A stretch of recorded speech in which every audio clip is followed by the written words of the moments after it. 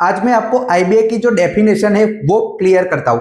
IBA एक ऐसा contractor है जिसको बैंकों ने हायर किया है, जो अपने जितने भी मजदूर है उनसे मैक्सिमम काम निकाल पाए, मैक्सिमम जो जितना अपना प्रॉफिट है सारी चीजें बना पाए। लेकिन ध्यान एक कॉन्ट्रैक्टर को यह रखना है कि कम से कम सैलरी में, कम से कम एक्सपेंस में, कम से कम सुविधाओं के साथ ये सारा जो काम है वो निकलवाना है।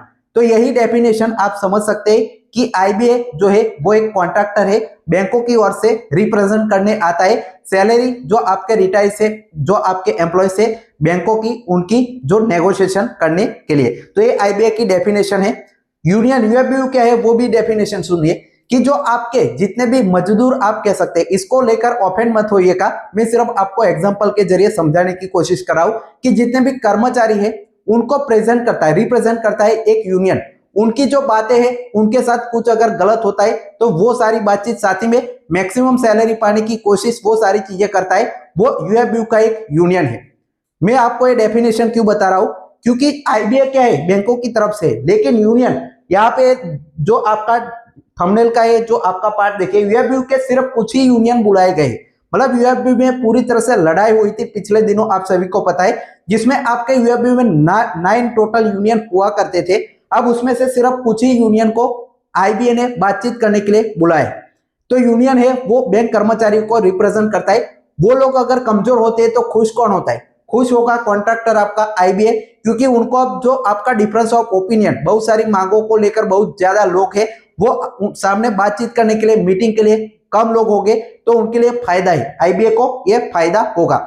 डिटेल में और बात करेंगे, साथ में आपकी मीटिंग किस एजेंडा पर होगी, कब होगी, सारी चीजें चलिए देखते हैं। उससे पहले एक और इंपॉर्टेंट सूचना कि जेआईबी का एक्सेलेंस बैच हमारा है, वो आप ज्वाइन कर सकते हैं, जिसमें आपको सारे जेआईबी डीवीएफ सारे एग्जाम है, साथ ही में लाइफ टाइम वैलिडिटी है। नवंबर से लेकर जो जितने भी एग्जाम जेआईबी के आएंगे उसमें आप एक पूरा कोर्स यूज कर सकते हैं। कंप्लीट थियरी के लेक्चर्स आपको मिल जाएंगे, साथ ही में एमसीक्यू के भी लेक्चर्स मिल जाएंगे, पीडीएफ नोट्स मिल जाएगी, पीवाईक्यू के स्टडी 80 नए पैटर्न के जेआईबी के लेटेस्ट मॉक टेस्ट आपको मिल जाएंगे। मेरी मेंटरशिप के साथ आपको इस नंबर पर व्हाट्सएप पर हाई जेआईबी करके 999 की जगह और आपको 10% एडिशनल डिस्काउंट वहां पर मिल जाएगा। लाइफ टाइम वैलिडिटी के साथ आज ही आप जो एक्सपर्ट बैच है हमारा ज्वाइन कर सकते हैं। अब चलिए जो मीटिंग है उसकी पहले डिटेल्स देता हूं, उसके बाद क्या एजेंडा रहेगा उसका डिटेल में विश्लेषण करते हैं। तो देखिए, आईबीए ने यूएफबीयू की अपनी जो मीटिंग है वो बुलाई है 17 जो आपका अगस्त 2026 का, थोड़ी देर पहले ये सर्कुलर आपका पब्लिश हुआ है, जिसमें मैंने जो बात कही वो देखिए कि यूएफबीयू में टोटल 9 यूनियन अभी तक बुलाया करते थे, लेकिन अब सिर्फ आप देखिए आईबीए ने सिर्फ और सिर्फ जो है 6 यूनियन को यहाँ पे न्योता है वो दिया है, जिसमें एआईबीए सबसे बड़ा जो आपका है वो यूनियन बनता है, आईबोक ऑफिसर की तरफ से सबसे बड़ा बनता है, एनसीबी आपका एक और है, बीएफआई, आईएनबीएफएन, आईबोर्ड, ये आपके जो पार्ट है वो इसी का हिस्सा कह सकते हैं, लेकिन मेन ये 3 ही आपके जो है वो आप मान सकते हैं टॉप के 3 है वो। अब इसके अलावा 9 यूनियन में से आपके नौबत क्यों आई कि सिर्फ 6 लोगों को बुलाया, क्योंकि ये यूनियन ने खुद से ही, यहाँ पे आईबीए की कोई गलती नहीं है, अभी थोड़े दिन पहले ये जो आपका यूएफबीयू है उसमें से 2 यूनियन को निकाला। किसने? तो यूएफबीयू ने खुद से, ये जो आपके टॉप 3 यूनियन है उन्होंने खुद से निकाल दिया। क्यों निकाला?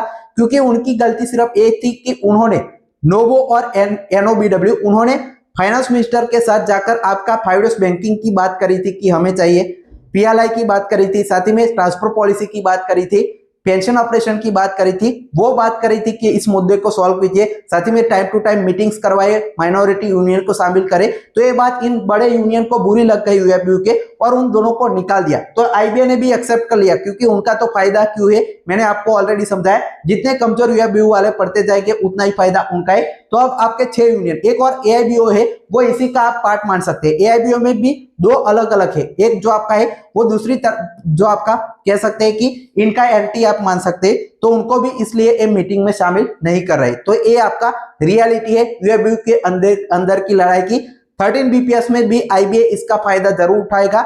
यूनियन जितना कमजोर पड़ेगा उतनी ही मांगे आपकी कम यहाँ पे जो एक्सेप्ट होगी, क्योंकि उतनी ज्यादा फोर्सफुली जो बात करने के लिए होगा नहीं कोई। जो आपका नोवो और एनओबीडब्ल्यू अच्छे से बात कर रहे थे, लेकिन उनको अब निकाल दिया है। साथ ही में आपकी सैलरी हाइक है वो भी 5 बैंकिंग के नाम पर कम इस बार भी उछल सकती है, उसके बारे में डिटेल में मैंने ऑलरेडी आप सभी के साथ बातचीत शेयर कर रखी है। अब मीटिंग कौन सी है उस पर आ जाते। बायलेटरल आपकी जो मीटिंग है वो देख सकते हैं। It has been decided to convene a meeting on August 20 2026, मतलब 20 अगस्त को ये जो आपकी मीटिंग है वो होगी to discuss performance link incentive scheme. PLI पर ये डिस्कशन करने के लिए बुलाया गया है। 20 तारीख को 11 बजे होगी और ये आपकी मीटिंग है वो मुंबई में रहने वाली है। फिजिकल आपकी मीटिंग है वो होगी। अब यहाँ पे देखिए पीएलआई का एक मुद्दा क्या है, तो आप सभी को ऑलरेडी पता है कि पीएलआई पर दो अलग अलग, एक गवर्नमेंट ने निकाला था जिसमें टॉप के जो आपके स्केल 4 और उससे अबो की अलग से ज्यादा पीएलआई बनती थी, उनके नीचे के स्केल 3 तक के एम्प्लॉयज की कम बनती थी। डिस्क्रिमिनेशन हटाने के लिए यूएबीयू ने विरोध इसका किया था।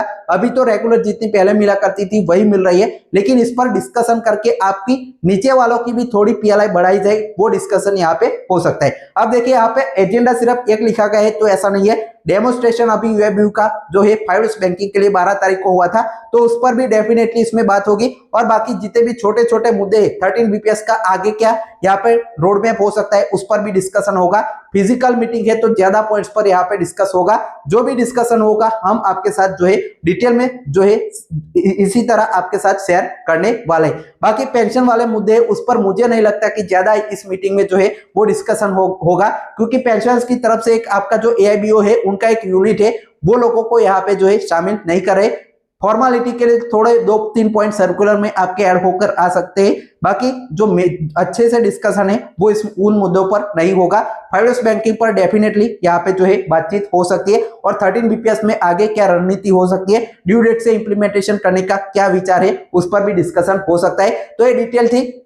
यूएबीयू जब तक अपनी आपस की लड़ाई सॉल्व करके यूनिटी के साथ बैंक एम्प्लॉयज की बातें आगे नहीं रखेगा, आईबीए को मजबूर नहीं करेगा, तब तक कुछ जो कॉन्क्रीट स्टेप है रेसिडुअल इश्यू पर और जो आपकी सैलरी हाइक पर वो आपका हो नहीं सकता। तो यूएबीयू से रिक्वेस्ट है कि यूनिटी के साथ जितने भी यूनियन अभी बचे हैं वो अच्छे से बैंक एम्प्लॉयज के पक्ष यहाँ पे रख सकते हैं। मैं किसी यूनियन के खिलाफ नहीं हूं, मैं यूएबीयू के यूनियन के खिलाफ नहीं हूं।